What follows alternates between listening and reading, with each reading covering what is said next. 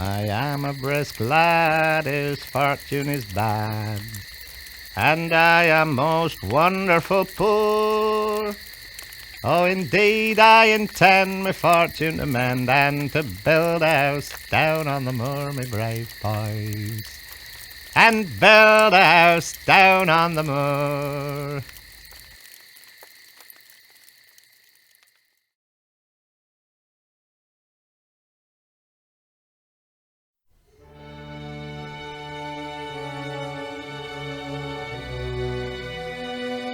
The American Revolution was a civil war. It divided colonies and towns and pit friends and family members against one another. It began as a colonial struggle against Parliament over the colonists' English liberties, but it became a war for independence from royal authority, played out on a global scale. The war was waged in all 13 colonies, in Canada and the Caribbean, in the Mediterranean, and in India. It was fought by the British and the colonists, by the French and the Hessians, by African Americans and Native Americans. Local disputes found expression on the battlefield as an international struggle of epic battles between sweeping armies devolved into the burning of towns and homes, and into families and neighbors kidnapping and hanging one another. The New Hampshire grants, already embroiled in controversy with neighboring New York, with conflicting internal factions east and west of the Green Mountains, and left on the frontier to settle its own disputes between patriots and loyalists, became one of the most dangerous places on the continent. The Republic of Vermont fought a parallel war for independence from Great Britain and conducted its own foreign policy with Congress, surrounding states, and even with British Canada.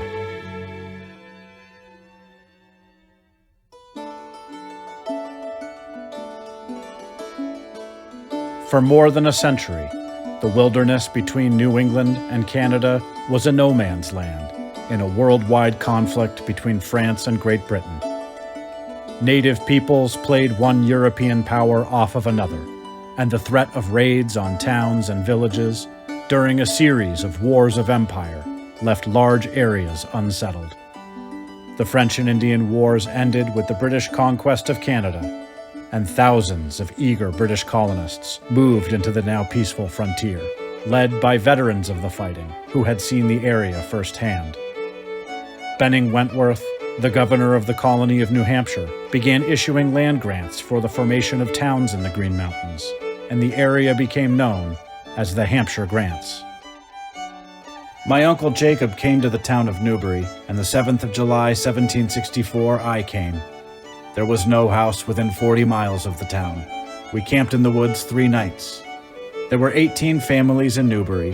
There were about 30 Indians, some with families, who came in with hunts to trade with Mr. Taplin. The New Englanders who poured into the grants came in 2 migrations. Settlers from New Hampshire, like Jacob Bailey and Timothy Bedell, believed that they were pushing the frontier of their home colony into and beyond the Connecticut River Valley, and felt themselves directly tied to their neighbors to the east. Settlers like Ethan Allen and Thomas Chittenden from the hills of western Connecticut and Massachusetts moved north into areas they knew were not part of their home colonies and were far from the seats of government. They developed a strong sense of their own independence and autonomy. The differences between those on the eastern and western sides of the Green Mountains would grow into a chasm as a series of crises arose in the grants. The colony of New York also claimed ownership of the grants and, incensed over the New Hampshire settlements, brought the matter to King George. The Crown was presented with false reports that the settlers favored New York Dominion. When the King declared in New York's favor in 1764, it inaugurated decades of turmoil. New Hampshire granted land to groups of grantees to form townships. Settlers who moved into the towns owned their land and all they produced, elected each other to public offices, and governed themselves at town meetings. New York granted huge tracts of land to wealthy and connected individuals who ran their grants like personal fiefdoms. New York announced that they would not honor grants issued by New Hampshire and began re-granting the land to clients of the governor. Most of the settlers put almost their whole fortune into land purchases to build a new life on the frontier, and the land they owned was equivalent to their life savings. New York rule meant the loss of everything they had in the world. Though unhappy with the king's decision, many towns along the Connecticut River simply applied for and received a grant from New York identical to the one they already held from New Hampshire. But many settlers west of the Green Mountains lived on land already being granted to others. They were to be evicted or forced to pay rent for the privilege of remaining on farms they built on land they had already purchased. Believing that the king would never have intended for New York to ignore pre-existing purchases, Western settlers like Ethan Allen, Seth Warner, and Remember Baker formed an outlaw militia called the Green Mountain Boys. They do not make the least hesitation to act in direct opposition to the authority of the Crown. They re-grant our lands from under our feet in open defiance to the regal authority of Great Britain. They forcibly ran off Yorker settlers, surveyors, and tax collectors sent to bring the grants under New York rule. In 1771, a New York sheriff appeared with an eviction party of 400 men, but Ethan Allen led a large contingent of well-armed Green Mountain Boys to block them. Violence was avoided when the eviction party melted away to New York. The dozen settlers of the town of Vergennes, at the First Falls on Otter Creek, were evicted by Colonel Reed, who had received a large parcel from New York that encompassed the town. His first act was to appropriate the sawmill they had built, along with the large quantity of wood they had cut. The settlers soon returned and were again evicted by a number of Yorkers, who were in turn ejected by the Green Mountain Boys. 2 years later, Colonel Reed brought along a contingent of Scottish immigrants, hoping to keep his claim through force of numbers. The locals were dispossessed, and over the next 2 months, the new settlers expanded the community with a gristmill. Then 100 Green Mountain Boys appeared and cleared out the Yorkers, burned their cabins, destroyed the gristmill, and then fortified the site with a blockhouse. The governor of New York put a price on Ethan Allen's head, but the town didn't change hands again. Under the leadership of Ethan and Ira Allen's Bennington Party, the Western grants became increasingly autonomous. They hoped to establish a new colony between New York and New Hampshire, and to be the ruling party of that colony. In the Eastern grants, another party formed around the leadership of Jacob Bailey. Their primary goal was that the Connecticut River should not be a boundary. At various times, they hoped that New Hampshire might reassert its claim, or that a new valley colony could be created between the Green and White Mountains. If the willingness of the towns along the Connecticut River to be peaceable under New York rule caused suspicion among the Bennington Party, the Green Mountain Boys' violent and extra-legal tactics created mistrust on the part of the Connecticut River towns. But the growing divisions would find new breadth in the crisis to come.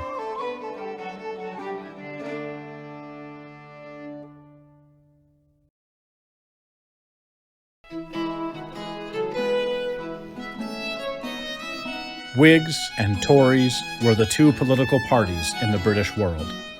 The Tory majority in Parliament passed a series of laws that would tax the colonies directly. Whigs in the colonies saw this as a precursor to subjugation. Without representation in Parliament, colonial governments viewed taxation as their prerogative. Matters were inflamed by royal decrees against settling the frontier beyond the Appalachian Mountains. French Canada was allowed to remain Catholic, and large portions of the American interior were allocated to be part of Canada, horrifying Protestant New Englanders. These resentments coalesced into an opposition movement by colonial Whigs against parliamentary overreach. when the king sided with Parliament against the colonies, he also became the subject of their ire. The protest movement took unique forms in different colonies for different reasons. In the New Hampshire grants, it became intertwined with resistance to New York rule. As the political situation deteriorated, the movement became increasingly directed at individuals. John Peters was a prominent citizen in the Newbury area. His uncle was an Anglican minister, and his appointments as a judge and lieutenant colonel of militia came from New York's royal governor. Even though he held Tory sympathies, he was nominated to attend the First Continental Congress in 1774, but was temporarily detained and his uncle arrested en route. At the Congress, Peters refused to take an oath of secrecy about the proceedings, and was detained several more times on his return trip. When he finally reached home, he was placed under arrest and threatened with execution. His case came before Jacob Bailey's Committee of Correspondence, which searched his papers for evidence, but found nothing, and released him. They searched my house for letters of secret correspondence with General Carleton in Canada, with whom in fact I never had correspondence. The mob again and again visited me and ate and drank and finally plundered me of most of my movable effects. Added to this, my father wrote against me and urged on the mobs. On the other side of the grants, in the town of Arlington, Dr. Samuel Adams faced similar struggles. Adams disagreed with the Green Mountain Boys' opposition to New York land titles. He was arrested and brought to Fay's Tavern in Bennington.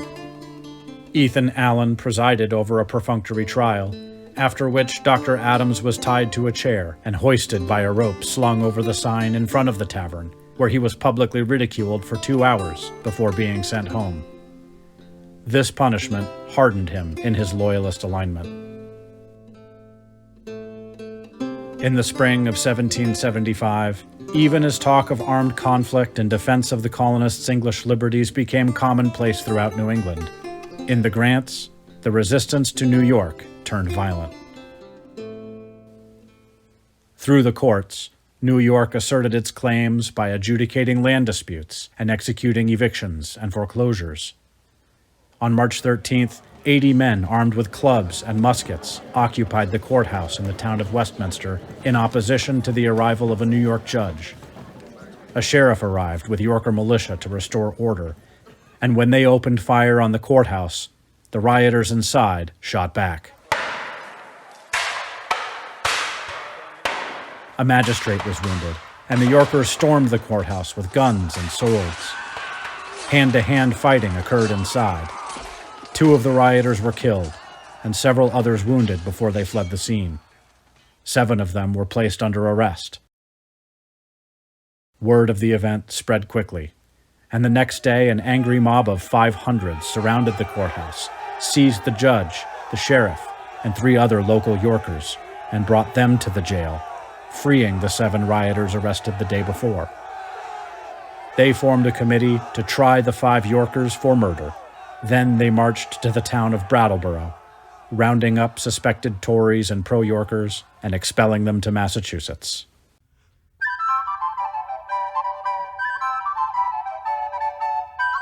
News of the battles of Lexington and Concord hit the grants with a shock.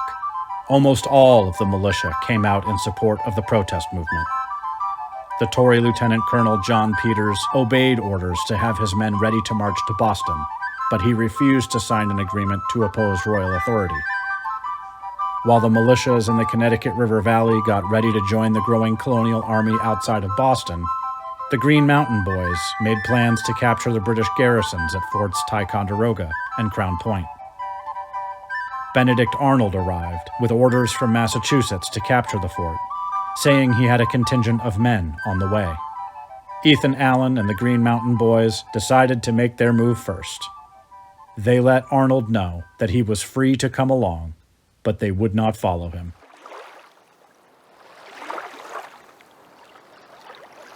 On the night of May 10th, 1775, Allen led his men to take Ticonderoga, but no provision had been made to cross Lake Champlain. Several hours were spent acquiring boats, and ferrying the men across the lake. With more than half the men still waiting on the opposite shore, the approaching dawn forced Allen to attack without them. They rapidly overwhelmed the sentries. Allen and Arnold raced each other to the British commander's room and demanded the fort's surrender. The guard was so surprised that, contrary to expectation, they did not fire on us, but fled with precipitancy. We immediately entered the fortress and took the garrison prisoners, without bloodshed or any opposition.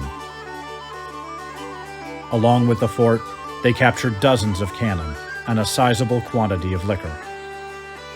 There is at present near 100 men who are in the greatest confusion and anarchy, destroying and plundering private property, committing every enormity and paying no attention to public service. There is not the least regularity among the troops, but everything is governed by whim and caprice, the soldiers threatening to leave the garrison under the least affront. Most of them must return home soon, as their families are suffering. Under our present situation, I believe 100 men would retake the fortress. The following day, Seth Warner led a detachment and captured Crown Point. Ethan Allen and Benedict Arnold both sought credit for the capture of the forts and rushed northward for further glory. Arnold won the race to attack Fort St. John's in Canada after Allen's party ran out of food on the lake. But Allen wrote accounts of the events to everyone who mattered, and went from criminal leader of an outlaw band to patriot legend overnight. Ethan Allen jumped at the chance for legitimacy, and the Green Mountain Boys were recruited as a regiment of New York militia. But his logistical mismanagement around Ticonderoga and in the attempt on St. John's were fresh in the men's minds, and when elections for officers were held, he was passed over in favor of Seth Warner for the command. The unit was known from then on as Warner's Regiment.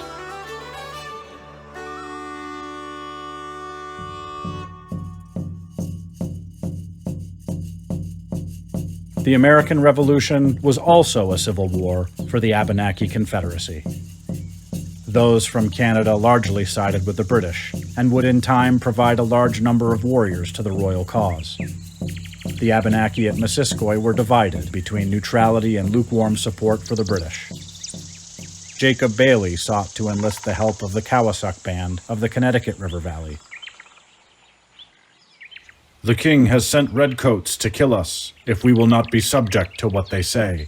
And we have 30,000 men, with guns great and small, to fight in our defense. We only want to live as we have lived heretofore. We do not want to fight if they would let us alone.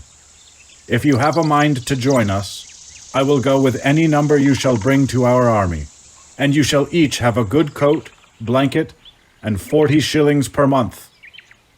If you go to Canada and gather what intelligence you can and bring it to me, I will meet you myself and pay you well. If you are in any way afraid of the regulars, you and all those tribes shall have protection here.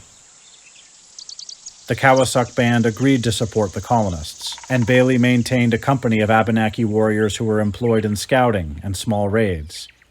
Their ability to come and go at British posts became a vital part of American intelligence work during the war's early years. In the fall of 1775, American forces moved north on Lake Champlain and laid siege to the British fort at St. John's. Warner's regiment helped to surround and cut off the British fortifications. Colonel Warner's regiment set out for the breastwork. Sergeant Cobb was wounded and the company he was in was defeated. We arrived at the breastwork before night and found no molestation, though we expected a battle as much as we expected to get there. We stayed all night and had nothing to cover us but the heavens, and it was very cold, and they fired bombs among us. In the morning, our army fired their cannon, and they fired from the fort, and there was a hot fire from both sides. Without a command, Ethan Allen was allowed to accompany the army into Canada. He collected 40 adherents and led them and 60 Canadian volunteers in an attempt to capture Montreal single-handedly. His men crossed the St. Lawrence River west of the city, but spies informed the British of the presence of his small force. General Carleton sent out a body of troops more than twice the size of Allen's. As the British began to attack, almost all of Allen's Canadian volunteers ran away into the woods, and after a brief fight, Ethan was taken prisoner. He was put aboard ship and sent to England in captivity. I am very apprehensive of disagreeable consequences arising from Mr. Allen's imprudence. I always dreaded his impatience and insubordination, and it was not until after a solemn promise made me in the presence of several officers that he would demean himself properly that I would permit him to attend the army, nor would I have consented then had not his solicitations been backed by several officers. The siege of St. John's dragged on for almost 2 months before the British in Montreal launched an attempt to relieve the garrison. General Carleton ordered 800 British regulars, Canadian militia, and native warriors to launch a crossing of the St. Lawrence River in boats. They ran right into Warner's much smaller regiment at Longueuil. Several cannonball came very near me, and the musket balls came close to our heads in great plenty. This was the first time I ever shot at a man. There was a very steady firing on both sides all the afternoon till after dark. I shot 13 times. Warner's men drove back most of the boats before they could land, and the stranded elements that made it ashore put up a vigorous fight before being driven off. Critically low on supplies, St. John's surrendered 4 days later, and the American army captured Montreal and advanced down the St. Lawrence River toward Quebec. General Benedict Arnold led another column on a difficult march through the wilds of Maine. The two forces combined and besieged Quebec City. On New Year's Eve, they launched an assault in a blinding snowstorm.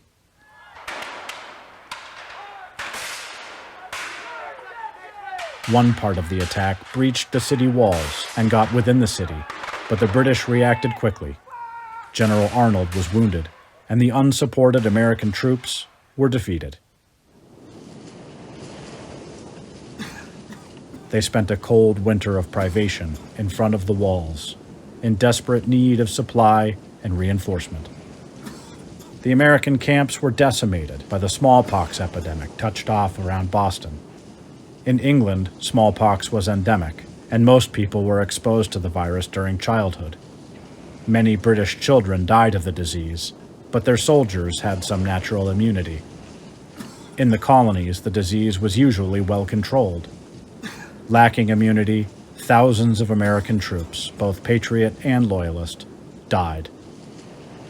Inoculation with the virus, by introducing fluid from the pustules of the infected, caused uninfected patients to experience a much milder illness and usually left the inoculated alive and immune. The process was still a new one, and General Benedict Arnold issued strict orders banning the procedure. As Warner's regiment suffered in its turn, Colonel Seth Warner called his men together. "I do not wish to countermand the general orders, but if you should take inoculation in the thigh, it would be much better for you, and they will not find out." They did find out, and withheld Seth Warner's pay.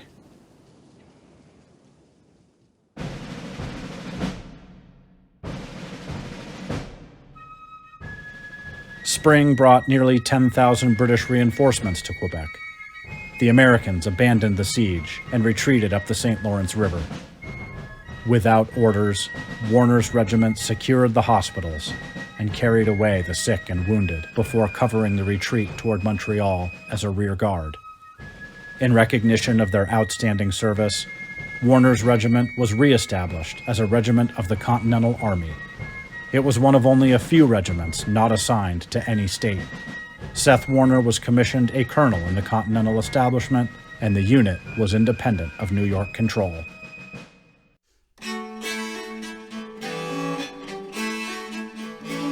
The Loyalist John Peters was good friends with Patriot Colonel Timothy Bedell. They traveled to Canada together in the spring of 1776. Bedell took his regiment to a place west of Montreal called the Cedars, where he was ordered to build a fort to protect the city from British forces on the Great Lakes. Peters disappeared, made his way to the British post upriver, gave them intelligence about the American positions, then returned to the Cedars to warn his friend that an overwhelming force was coming to attack. Colonel Bettel left the Cedars to recruit native warriors to act as a forward screen, and sent Peters to Montreal to obtain supplies. Incredibly, while in the city, Peters dined with General Benedict Arnold and Benjamin Franklin, obtaining high-level intelligence he would later bring to the British. With Colonel Bettel away, 250 British, Iroquois, and Canadian militia surrounded the Cedars. The British claimed to have a much larger force than they had, and demanded that Bettel's second-in-command surrender. In the capitulation, 500 American militia were taken prisoner. Colonel Bettel was acquitted at his court-martial over the disaster, and Peters was placed under arrest. Despite all of his actions, the only evidence offered against Peters was a letter from Jacob Bailey.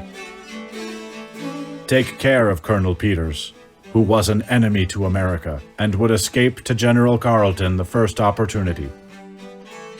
Upon his release, Peters vanished into the woods and made his way to General Carleton's army. Jacob Bailey convinced George Washington of the advantage of building a road in the Hampshire grants from the Connecticut River to St. John's to send men and supplies to the army in Canada. Bailey built 25 miles of road before a change of fortunes in the north shelved the project. In the summer of 1776, the United States declared independence from Great Britain, and with Montreal caught between two British forces, the American army retreated all the way to Ticonderoga. To proceed south, the British would need to control the waterway. A naval arms race ensued, as each side put warships onto Lake Champlain as fast as they could. By autumn, General Benedict Arnold commanded a fleet of 16 ships, mostly crewed by infantrymen sent from the army at Ticonderoga. The British created their own fleet of 5 larger and better equipped ships manned by the Royal Navy, supported by 28 smaller gunboats crewed by Hessian artillerists. The two navies came to grips in October. Arnold hid his fleet between Valcour Island and the New York shore. The advancing British didn't spot them until after they had sailed past, and had difficulty turning back into the wind to engage.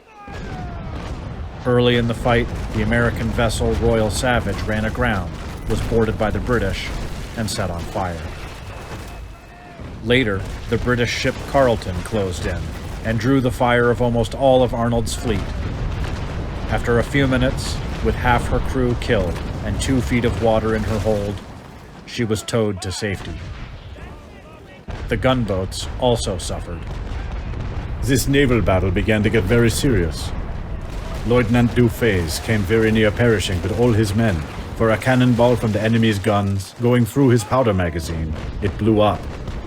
The sergeant who served the cannon on my bateau was the first one who saw the explosion and called my attention to it as I was taking aim my cannon.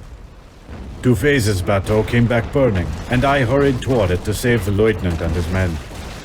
The bateau was full of water. The enemy fleet attacked ours with great fury, and we returned the fire with great spirit and vigor, and the most desperate cannonading without intermission continued until after 5 o'clock. The regulars and Indians fired with small arms from the shore at the galley Washington, who soon put them to silence by a few canister shot. We received 1 shot in our mainmast, which busted about halfway up the mast and shivered it almost to pieces. Between wind and water, about 20 or 30 more shot in different places. The American fleet was badly shot up, but held its own against the Royal Navy during an intense day of battle. Flooding uncontrollably, the Philadelphia sunk shortly after the fight ended. During the night, the American ships silently slipped past the enemy anchorage. But in the morning, the British fleet chased Arnold down the lake and caught up with them near Buttonmold Bay. After a running fight, Arnold was forced to burn most of his fleet on the Grant's shore and retreat overland to Ticonderoga. The British were quick to follow up the success. But the Continental Army had spent the summer turning Fort Ticonderoga and Mount Independence into the largest fortified position on the continent. When General Carleton got a view of the fortifications, he saw that an attack would have to wait until the following year, and returned to Canada for the winter.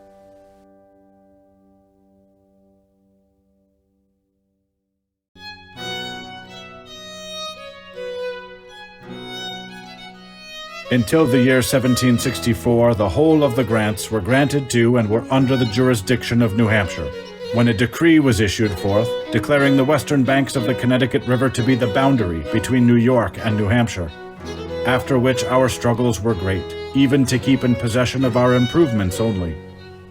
After the happy era when the American states asserted and took up the sword to defend their natural rights and properties, we looked on ourselves as free from the tyranny of Britain and the government of New York.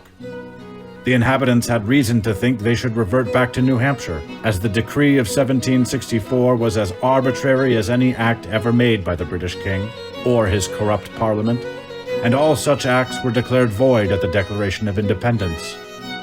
But a claim was kept up by New York and neglected by New Hampshire, and the neglect of the Honorable Continental Congress has been the means of much neglect of the grand cause. The divide between the eastern and western grants was as wide as ever, but events would force them to lay aside their differences. The Continental Congress urged the former colonies to create new state constitutions. The New York and New Hampshire constitutions were circulated throughout the grants and caused great consternation among the inhabitants. New York apportioned political influence by population, leaving the grants essentially powerless. New Hampshire's system did the same, and so the Valley Party abandoned any hope of salvation in a renewed claim by New Hampshire. The grants became united in one cause: independence. On January 15, 1777, a convention met in the town of Westminster and proclaimed the grants to be the independent state of New Connecticut. They had hoped to be admitted into the United States, but New York maintained its claim to the area and blocked their admission. They remained an independent country, fighting a parallel war of independence from Great Britain. The name of the little republic was soon changed to Vermont, and it was agreed that a convention be held in the coming months to draft a constitution.